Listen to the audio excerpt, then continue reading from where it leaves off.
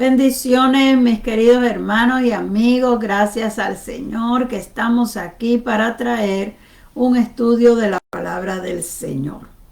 Le doy gracias al Señor por cada uno de ustedes que se conecta y en esta noche podemos seguir compartiendo la palabra del Señor. La semana pasada estábamos hablando de qué es la gloria de Dios. Y dejamos establecido que la gloria de Dios es Dios mismo.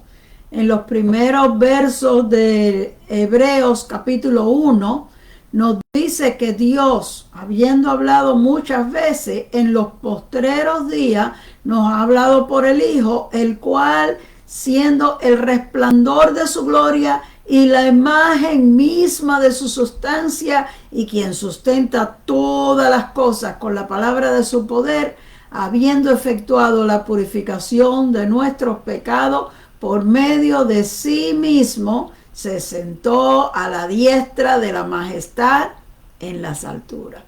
Así que Cristo vino a ser, dice el verso, el resplandor de la gloria de Dios y la imagen misma de su sustancia. En otras palabras, de lo que Dios es. Pero nosotros sabemos que el Padre y el Hijo son uno. Jesús se lo explicó claramente a sus discípulos. Cuando uno de los apóstoles le dijo, pero muéstranos el Padre y nos basta, él le dijo, el que me ha visto a mí, ha visto al Padre. Pero ellos estaban viendo a Jesús en lo físico porque era en los años en que Jesús vivía en la tierra, mientras que nosotros hemos creído por la fe.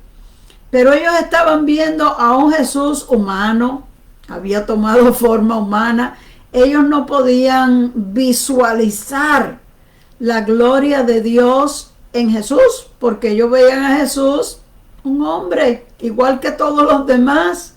Sin embargo, el apóstol Juan, cuando escribe su evangelio, en los primeros versos del primer capítulo, dice, y aquel verbo fue hecho carne y habitó entre nosotros, y vimos su gloria, gloria como la del unigénito del Padre, lleno de gracia y de verdad. Así que ellos estaban viendo un hombre igual que ellos, tan humano como ellos.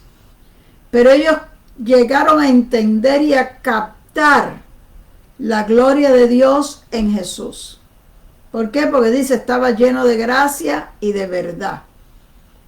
En lo que él hacía y cómo lo hacía, en lo que él hablaba y cómo lo hablaba, ellos estaban captando la imagen de su sustancia, que es lo que dice la Biblia que él es. Él es el resplandor de la gloria de Dios.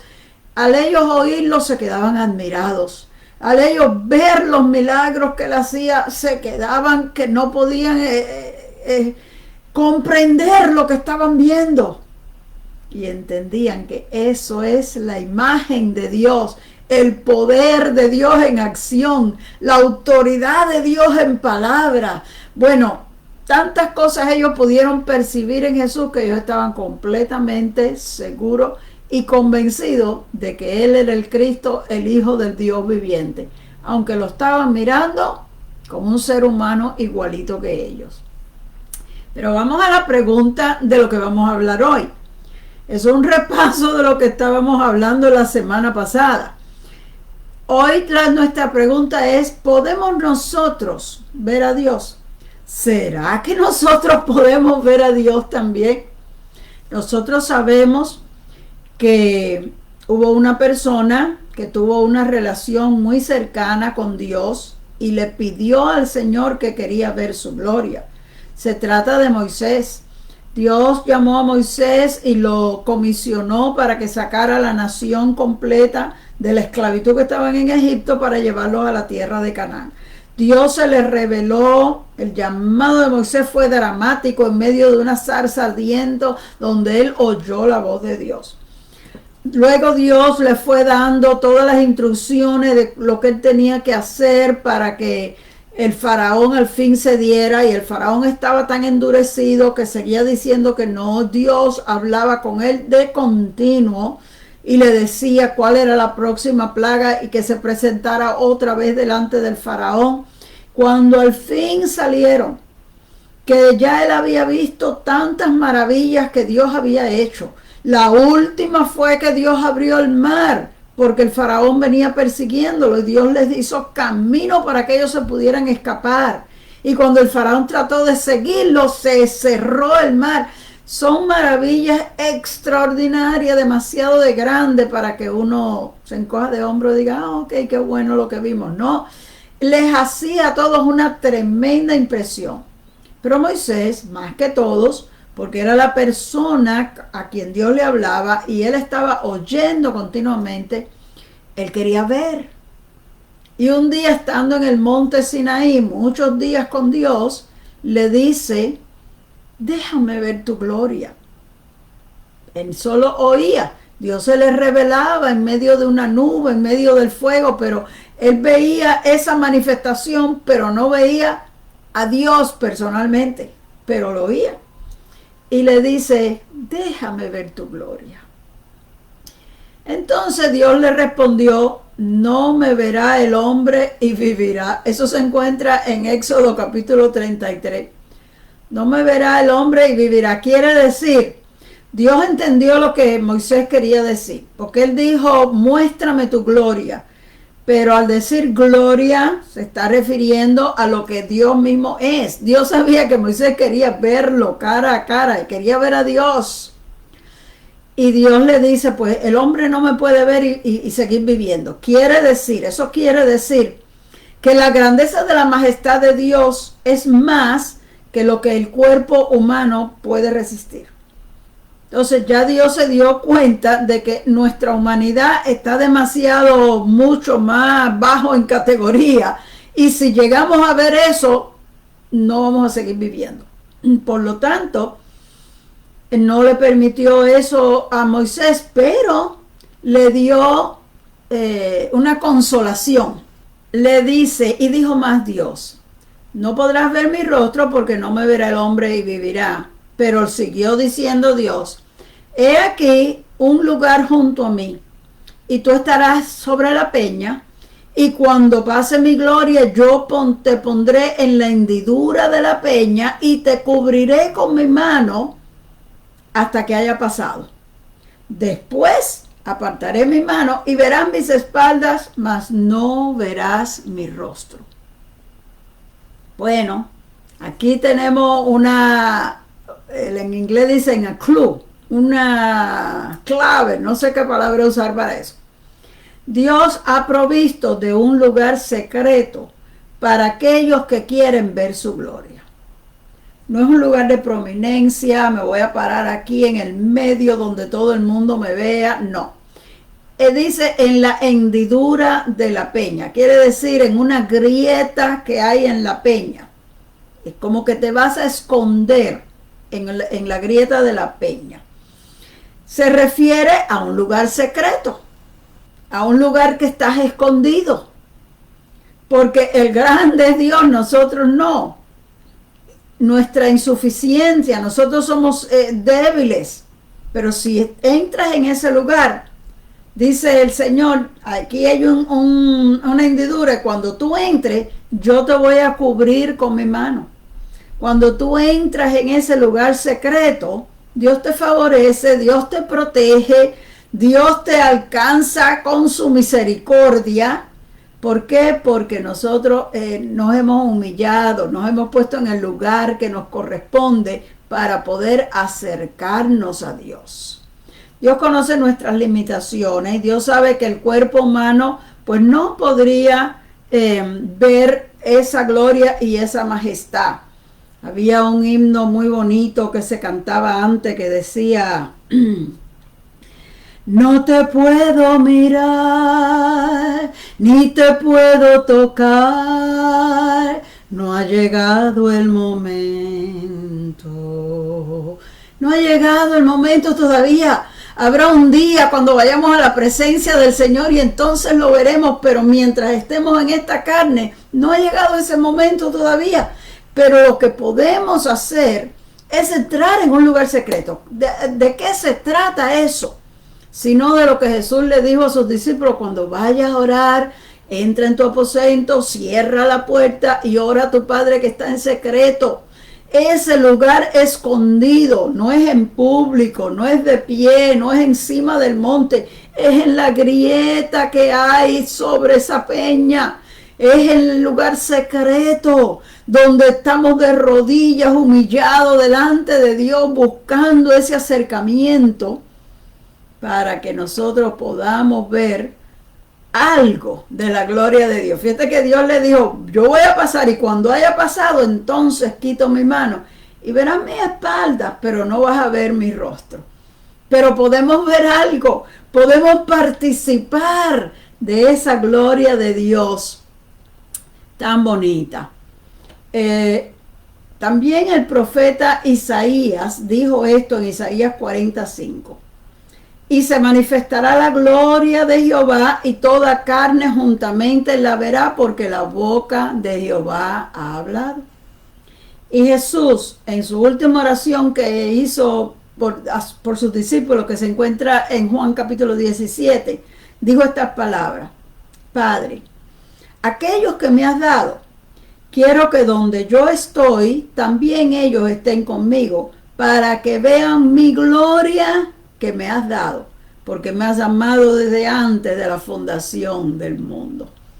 Así que va a llegar un momento en que nosotros vamos a llegar a la presencia de Dios, y el mismo Jesús intercedió por nosotros porque Él quería que todos los creyentes llegaran a ver su gloria, la de Él mismo, porque lo estaban viendo entonces como un ser humano, pero quería que lo vieran glorificado, para que vean mi gloria que me has dado. Pero todavía no es el momento, pero un día vamos a llegar a la presencia de Dios y lo vamos a ver cara a cara. Aunque no podamos ahora mismo ver el rostro del Señor, podemos ver algo de lo que Él es, a través de lo que Dios manifiesta en nuestros medios. Y lo que Dios nos permite ver es suficiente para impactar profundamente nuestras vidas. Fíjense, Moisés no se quedó desilusionado porque Dios le dijo: no podrás ver mi rostro. Moisés tuvo una impresión tan grande de haber estado tan cerca de la presencia de Dios y de haber visto, aunque fuera las espaldas de Dios. Eso lo impactó de tal manera que la Biblia dice que cuando él bajó del monte, su rostro resplandecía, que la gente se asustó. O sea, la gloria de Dios entró a él. Él la percibió, la recibió y estaba en él. Quiere decir que tú y yo, cuando entramos en nuestro lugar secreto, a la presencia de Dios, y somos impactados por la presencia de Dios, que lo sentimos que es real, estamos viendo la gloria de Dios, y esa gloria de Dios es algo tan grande que impacta nuestra vida en una forma fuerte que las demás gentes se pueden dar cuenta. Quizás no estamos resplandeciendo como Moisés, pero hay algo en nuestro rostro que irradia paz, que irradia gozo, porque cuando uno está en la presencia de Dios, esas virtudes lindas que tiene Dios vienen a nosotros y nosotros nos quedamos con eso. Entonces eso se muestra en nuestro rostro. ¿A qué entonces es que se refiere la frase de ver la gloria de Dios? ¿Y cómo nosotros podemos ver la gloria de Dios? Bueno, lo primero va a ser buscándole con sinceridad de corazón. Escuchemos lo que Dios escribió como el hombre conforme a su corazón. Dios, Dios mío eres tú. De madrugada te buscaré. Esto lo está diciendo David, el hombre que Dios lo describió como el hombre conforme a mi corazón. ¿Cuál era el deseo de él? Dice: de madrugada te buscaré. Mi alma tiene sed de ti. Mi carne te anhela en tierra seca y árida donde no hay aguas, para ver tu poder y tu gloria, así como la he mirado en el santuario. Esto es los primeros versos del Salmo 63. Pero en estos versos nosotros vemos cuál era el sentir del rey David. Quizás esto lo escribió antes de ser rey, quizás lo escribió después, no estoy segura. Pero su deseo no era sencillamente hacer una ceremonia. Su deseo era adorar a Dios con todo su corazón y que Dios se revelara a su vida. Cuando él dice, yo quisiera ver tu poder y tu gloria como la he mirado en tu santuario, quiere decir, como la he mirado, quiere decir, la he visto en otras veces. Quiere decir que él tenía una vida de comunión con Dios que era continua. Y su deseo lo expresa ahí claramente, mi alma tiene sed de ti, mi carne te anhela. Ahora nosotros sabemos que la carne es la parte de nuestro ser que busca las cosas materiales, porque el alma desea lo espiritual, pero la carne se deja llevar de lo material. La carne es la que es tentada, la carne es la que se desvía, la carne es la que se confunde, la carne es la que se frustra, la que se deprime. Es la carne. Para que tú llegues a un punto donde tu alma y tu espíritu están en sintonía, los dos anhelando la presencia de Dios, quiere decir que tú te has ejercitado mucho en tus ejercicios espirituales, en orar, leer la Biblia y amar a Dios de continuo, servir a Dios con todo tu corazón. Cuando tú lo estás haciendo continuamente, hasta tu carne se pone en armonía con el espíritu, porque no hay otra cosa. Hay un refrán que dice que lo que tú alimentas, eso es lo que crece. Si tú alimentas la carne dándole gustos a la carne de lo que la carne quiere, mirando lo que no hay que mirar y tomando lo que no hay que tomar y practicando lo que no hay que practicar, entonces tu carne está pero fuerte y tu espíritu casi no puede hacer nada. Pero si tú alimentas tu espíritu, orando cada día, leyendo la palabra, asistiendo a la iglesia, llenándote de la presencia de Dios, cantando alabanza, tratando de hacer, como dice el apóstol Pablo, orar sin cesar en todo momento, tener nuestra mente en el Señor. Entonces tu espíritu está fuerte y tu carne no tiene mucho chance, porque el espíritu domina a la carne.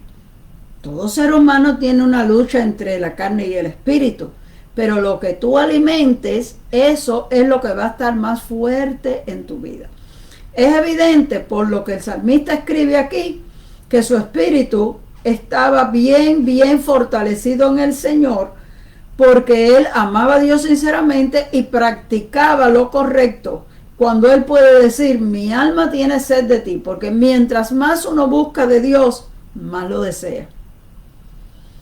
Y mi carne también te anhela. Quiere decir, ya ni mi carne me pide más nada. Estamos en sintonía. Sencillamente queremos de ti. ¿Por qué?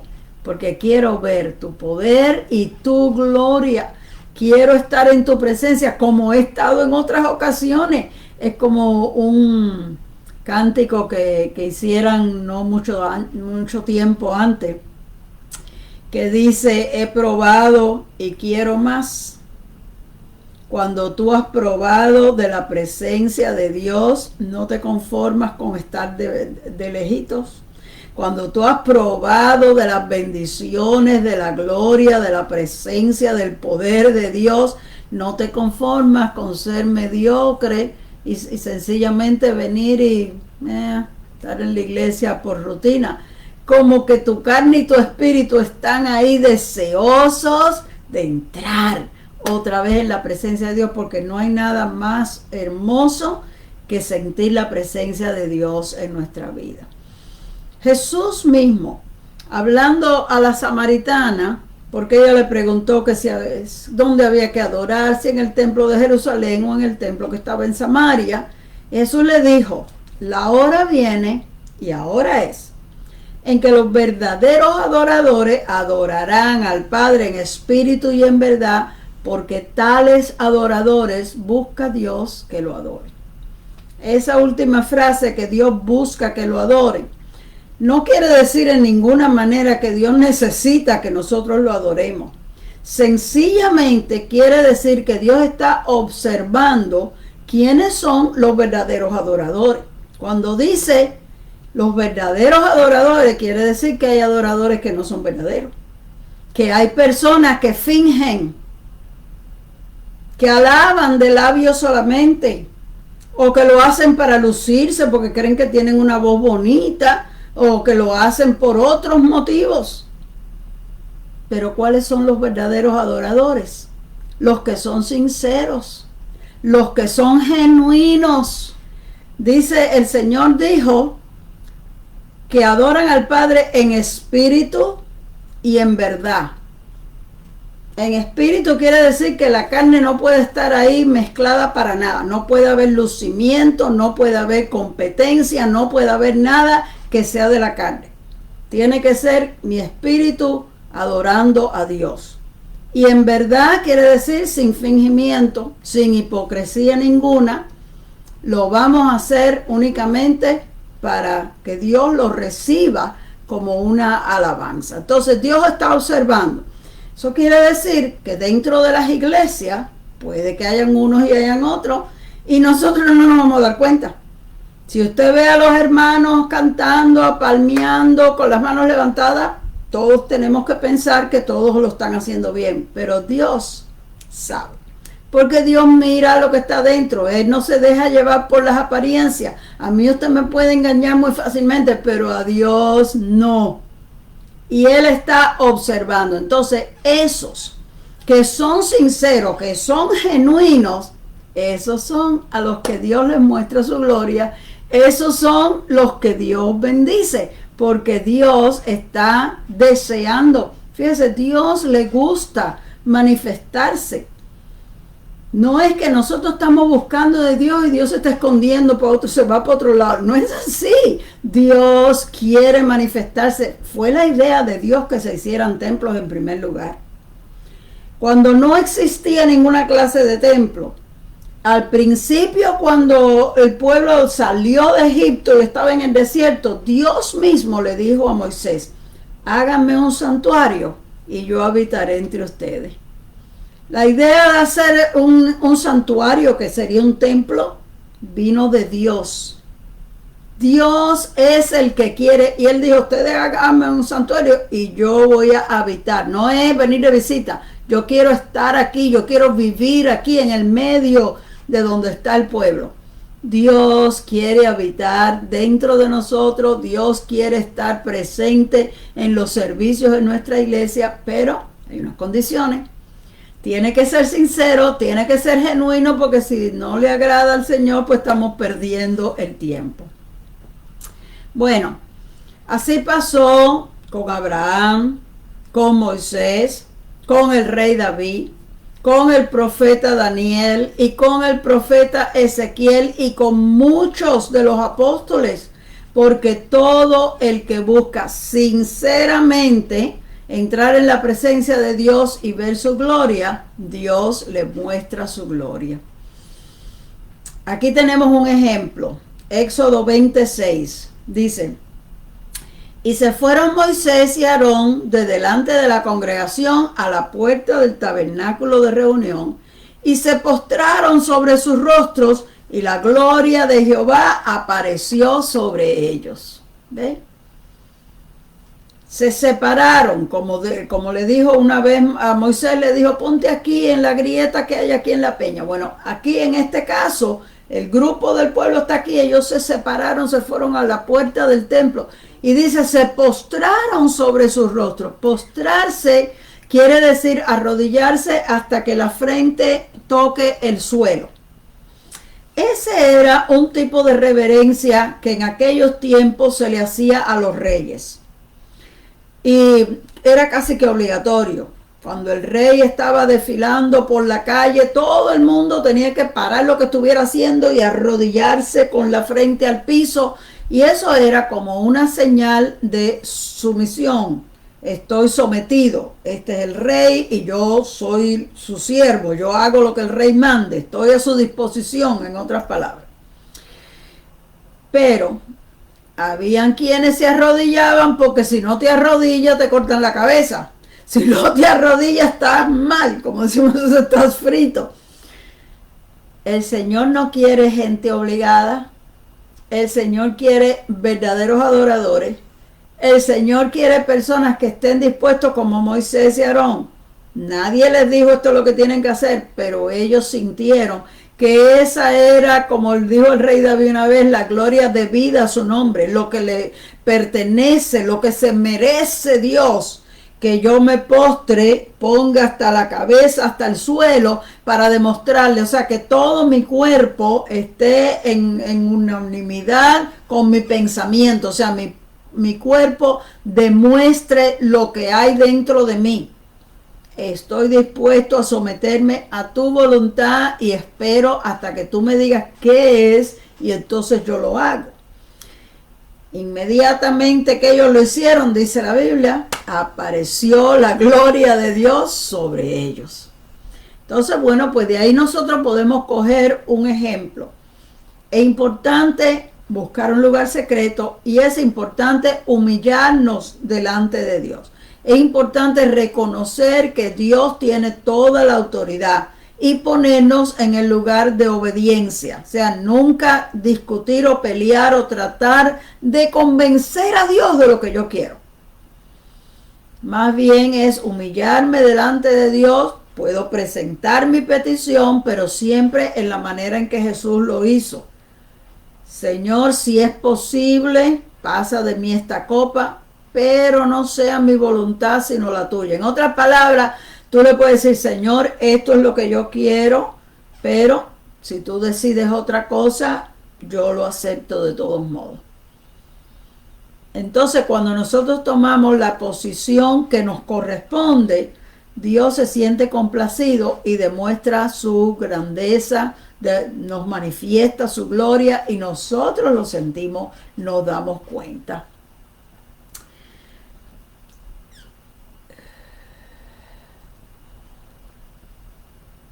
En la sinceridad de nuestro corazón, Dios ve muchas cosas.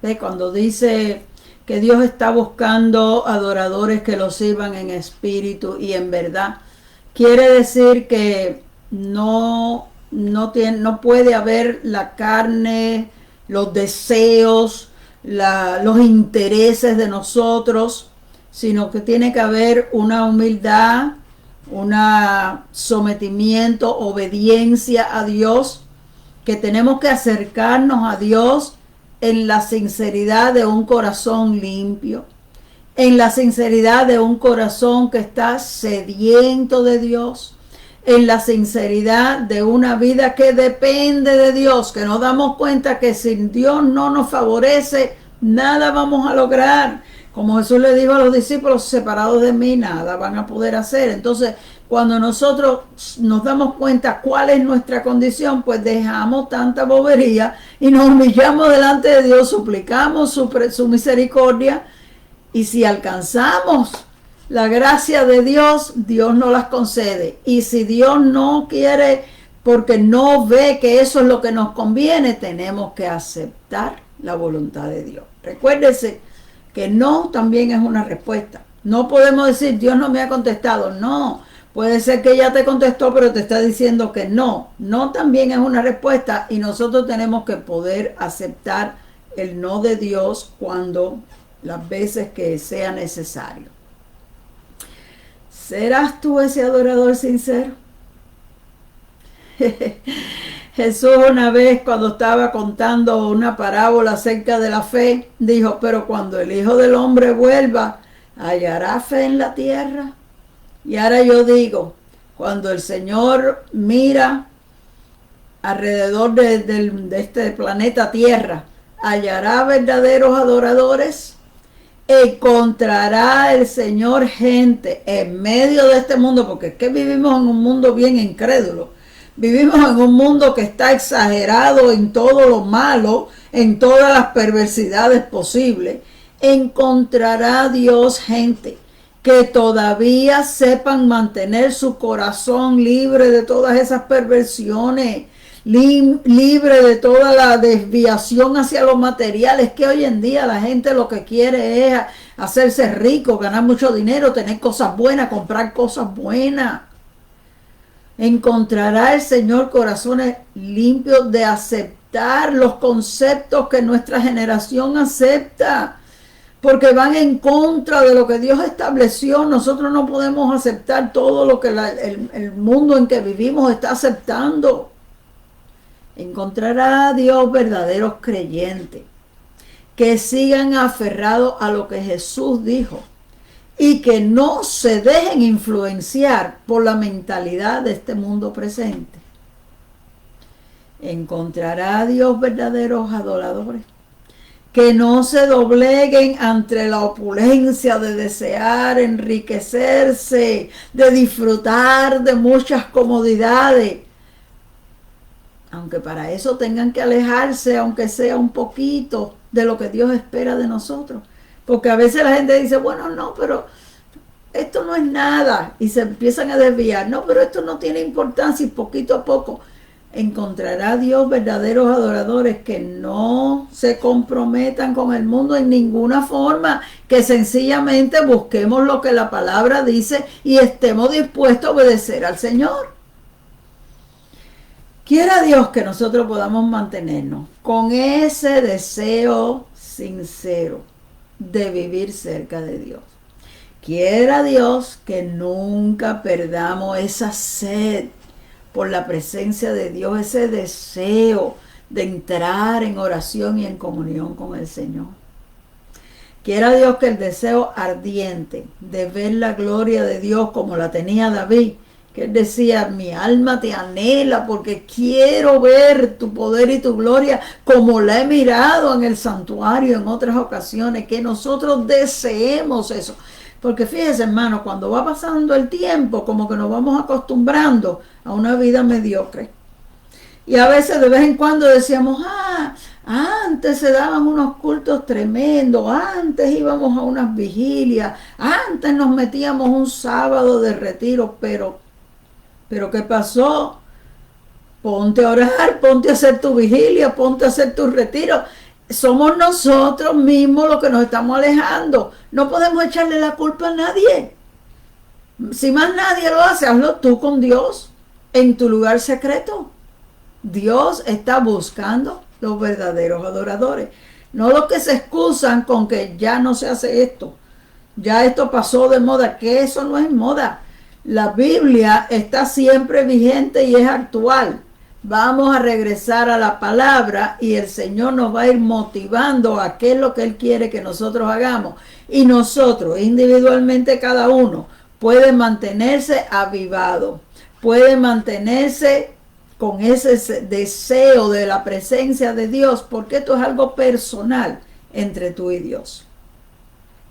Así que, mi hermano, vamos a tratar de mantenernos fieles, porque hubo una ocasión que el Señor a una de las iglesias que le envió cartas en el Apocalipsis le dice, tengo una cosa contra ti, y es que has dejado el primer amor. ¿Se da cuenta? El primer amor es ese primer entusiasmo que uno tiene cuando al principio uno comienza en los caminos del Señor, y uno está tan contento, uno lo quiere hacer todo, uno desea ir a todo, uno quiere leer, uno quiere aprender, uno quiere... Pero poco a poco uno se va calmando y va cogiendo las cosas con calma, y poco a poco, si uno no se da cuenta, se va enfriando, y poco a poco uno pone excusas para todo, y entonces nos recordamos, oh, si antes había culto todas las noches en la iglesia. Bueno, ya no hay todas las noches, hay domingo y hay miércoles. ¿Vas tú el domingo y vas el miércoles también? ¿O solamente vas el domingo? ¿Vas tú todos los domingos o vas un domingo sí y uno no? ¿O un domingo sí y dos no? Cualquier cosa es excusa para no ir.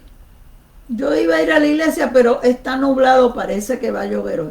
Yo iba a ir, pero vino familia y entonces pues lo voy a llevar a paseo. Yo iba a ir, pero es que la grama, tengo que cortar la grama. O yo iba a ir, pero es que no pude hacer el laundry, voy a tener que lavar la ropa, voy a tener que cortar la grama, voy a tener... Hermano querido, si empezamos a buscar excusas, vamos a encontrar excusas. Pero tenemos que pedirle al Señor que nos ayude a tener ese deseo ardiente dentro de nosotros, que ninguna de esas cosas sea excusa para dejar de servirle al Señor. sino que nosotros arreglemos todas las cosas de otra manera, pero le sigamos dando al Señor el primer lugar, el lugar que Él se merece. Y le demos la adoración, como dice el salmista, la honra debida a su nombre, que alabemos a Dios como Él se lo merece. Que nosotros le demos la suprema alabanza, no una alabancita ahí cualquiera como gloria a Dios y tengo la mente en otra cosa, sino una alabanza excelente, lo máximo, lo mejor que yo pueda hacer, porque Él es el Rey de Reyes, Él es el Señor de señores y Él merece lo mejor que yo pueda hacer. No es que si tengo tiempo leo la palabra, no, lea la palabra primero y si tiene tiempo hace las demás cosas. Yo iba a orar, lo que pasa es que no tuve tiempo. Bueno, pues ora primero y lo demás, si te sobra tiempo, entonces haces lo demás. Pero cuando nosotros tenemos al Señor en primer lugar, cambiamos nuestras prioridades. No es porque nadie nos esté empujando o exigiendo lo que hagamos. Es porque sale del corazón. Es porque, como el salmista decía, mi alma tiene sed de ti. Es que como yo tengo esa sed de Dios, yo lo quiero hacer. Es que cuando yo me arrodillo a orar, mi alma se regocija en una forma tal que no me quiero levantar, quiero continuar. Es que cuando empiezo a leer la palabra, me meto tanto en lo que estoy leyendo que no me doy cuenta el tiempo que pasa. Eso es amor sincero, amor genuino, y Dios está buscando. Acuérdate de eso. Si no te acuerdas de más nada de lo que yo dije hoy, recuérdate que Dios busca verdaderos adoradores. Dios está buscando, Dios está observando y Dios está escogiendo quiénes son los verdaderos adoradores. Ojalá tú seas uno de esos que ya Dios escogió, para que así nosotros podamos llegar a alcanzar el privilegio más grande que se le puede otorgar a un ser humano, que es entrar a la misma presencia de Dios y ver su gloria. Yo me pongo a pensar cómo sería aquel día que Moisés estaba allí en aquella peña escondidito y Dios pasó así cerquita, aunque no lo haya podido ver, lo sintió. Cuando una persona pasa cerca, bien cerca de uno, tú sientes como ese airecito, tú sabes que pasó alguien. Moisés no lo podía ver, pero lo sintió. Y cuando Dios quitó su mano y él pudo ver la gloria de Dios, aunque fuera más la espalda, lo impactó de tal manera. Ojalá tú y yo podamos llegar a ese punto en nuestros momentos de intimidad con el Señor. Bueno, eso va a ser todo lo que vamos a hablar hoy. La semana que viene voy a seguir hablando de este tema. Es que mientras lo voy estudiando siguen saliendo más cosas y no quiero alargar un estudio larguísimo. Así que lo he dividido. La semana que viene voy a continuar con este tema y el tema que voy a explicar la semana que viene es: la gloria de Dios transforma nuestra vida. Cómo la gloria de Dios trabaja en nosotros para transformar nuestra vida. Así que espero que no se lo pierda porque está muy interesante. Yo creo que yo he recibido más estudiando este tema que lo que les puedo explicar a ustedes, porque a veces las verdades son tan profundas que yo no sé si yo puedo realmente ponerlo en palabras y explicarle a ustedes lo que yo estoy sintiendo de parte del Señor en este momento. Pero bueno, espero que les haya sido de bendición. Yo soy la pastora Raquel Martínez.